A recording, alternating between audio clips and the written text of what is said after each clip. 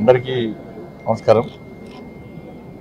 కలియుగ ప్రత్యక్ష దైవం కోరిన కోరికలు తీర్చేటువంటి కొంగు బంగారం అటువంటి స్వయంగా స్వామివారు కొలువైనటువంటి తిరుమల తిరుపతి దేవస్థానం ఇవాళ స్వామివారిని దర్శించుకోవడం చాలా సంతోషంగా అనిపించింది. తెలుగు రాష్ట్రాల ప్రజలు, ఈ దేశంలోని ప్రజలంతా సుఖ సంతోషాలతో ఉండాలని చెప్పి, వారి కష్టాలన్నీ తొలగిపోవాలని చెప్పి,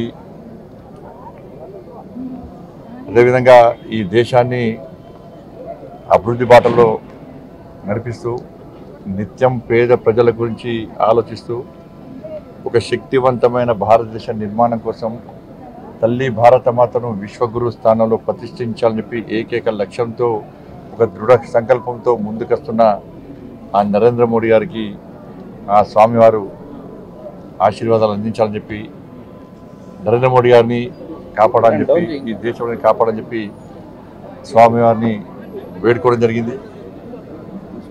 మాలాంటి కార్యకర్తలం అందరం కూడా ఈరోజు ఈ స్థాయికి వచ్చినామంటే ఆ స్వామివారు పెట్టిన భిక్షనే. వాళ్ళ నిజంగా 7 కొండల వారు కేవలం 7 కొండలకే పరిమితం కాకుండా ప్రపంచవ్యాప్తంగా వ్యాప్తి చెందినటువంటి దేవదేవాదుడు ఆ శ్రీ వెంకటేశ్వర స్వామి. కాబట్టి అటువంటి స్వామివారిని దర్శించుకోవడం చాలా సంతోషం. ఇంకా చూస్తుంటే మనం ఇప్పుడు ప్రశాంతమైన వాతావరణం ఉంది. ఒక భక్తియుత ధార్మిక వాతావరణంలో నిర్వహణ కొనసాగుతున్నది. మనం మొన్నటి వరకు చూసినాం. మనం దేవుణ్ణి నమ్మని వాళ్ళు, ధర్మం గురించి ఆలోచించని వారు, పేరుకు నామాలు పెట్టి స్వామివారి ఆస్తులకు పంగనామాలు పెట్టేటువంటి ఆ నయవంచకులు పోయి నిత్యం వెంకటేశ్వర నామస్మరణతో ఆ స్వామివారికి సేవ చేసేటువంటి సేవకుల రాజ్యం వచ్చింది. వాళ్ళు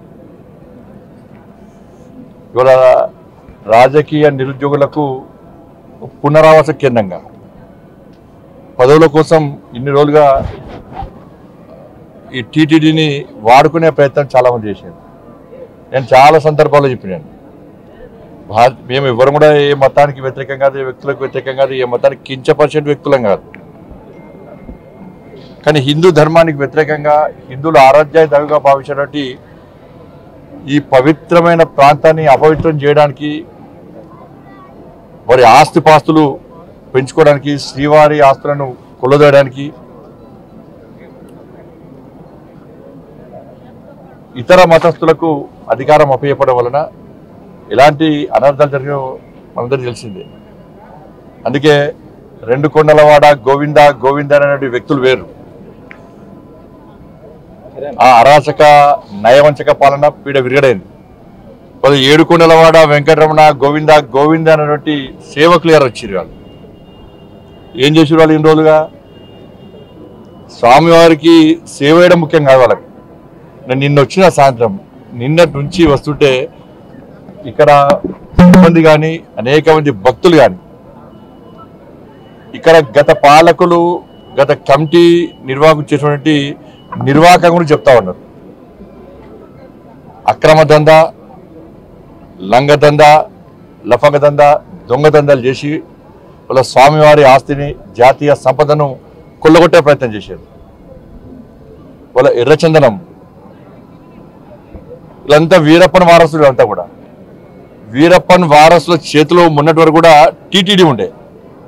స్వామివారి పవర్ ఏందో తెలుసు, స్వామివారి శక్తి ఏందో తెలుసు. సరే 10 సంవత్సరాలు వాళ్ళు ఆడింది ఆట, పాడిందే పాట కావచ్చు. ఇవాళ ఏమైంది పరిస్థితి?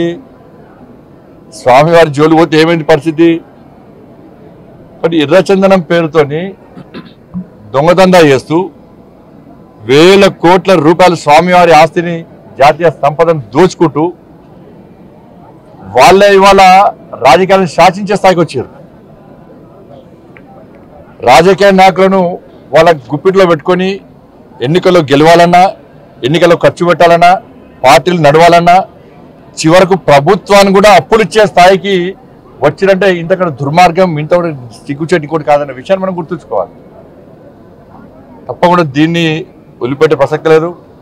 గతంలో విషయంలో చంద్రబాబు నాయుడు గారు మాట్లాడారు, పవన్ కళ్యాణ్ గారు మాట్లాడారు, మా భాను ప్రకాష్ గారు వీళ్ళందరూ కూడా ఈ విషయంలో చాలా సందర్భాల్లో ఫైట్ చేశారు. కానీ వాళ్ళ ఆలోచన ఏంది, ఉన్నన్ని రోజులు ఈ ఎర్రచందనం పేరుతో మొత్తం దోసుకోవాలి, శ్రీవారి సమాధానం దోసుకోవాలి, మేము కోటీశ్వరుగా మారాలని చెప్పి ఒక దురాలోచనతో వాళ్ళు ఇన్ని రోజులు ఇక్కడ నిత్యం పాలన కొనసాగించారు. కాబట్టి దాన్ని వదిలిపెట్టే ప్రసక్తిలో పూర్తిగా ఈ విషయాన్ని మా కేంద్ర హోంశాఖ మంత్రులు అమిత్ షా గారు తీసుకొస్తాం. తప్పకుండా దీన్ని నివేదికలు తెప్పించుకుంటాం. ఎర్రచందనం స్మగ్లింగ్ పేరుతోని స్వామివారి సంపదను, జాతీయ సంపదను ఎవరైతే దోచుకున్నారో, అక్రమ దందా చేసారో ఆ మూర్ఖులను వదిలిపెట్టే ప్రసక్తి లేదు. మా మీద ఏ రాజకీయ ఒత్తిడి ఉండదు. రాజకీయ ఒత్తిడికి భయపడేటువంటి వ్యక్తులం కాదు. మేము ప్రజా సంపదను, శ్రీవారి సంపదను, జాతీయ సంపదను కాపాడే వ్యక్తులం. ఇన్ని రోజులు మీరు ఆడింది ఆడపాడు, ఇక్కడి నుంచి జరిగే ప్రసక్తి లేదు, వాళ్ళని వదిలిపెట్టే ప్రసక్తి లేదు.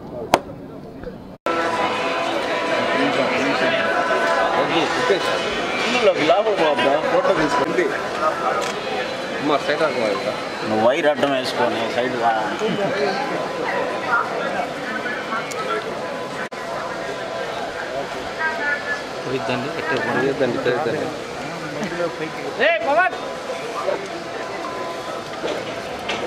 గేట్ చూసి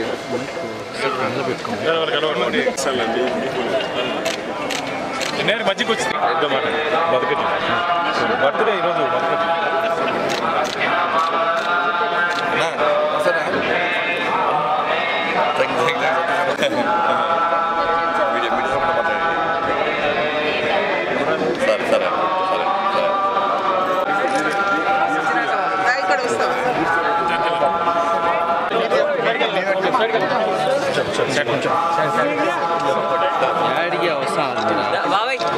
సార్ నేరుగా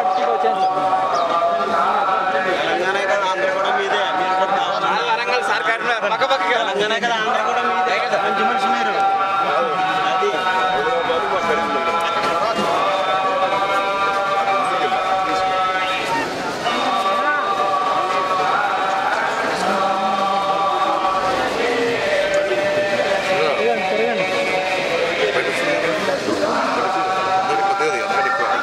చాలా సరిగ్గా తగ్గింది.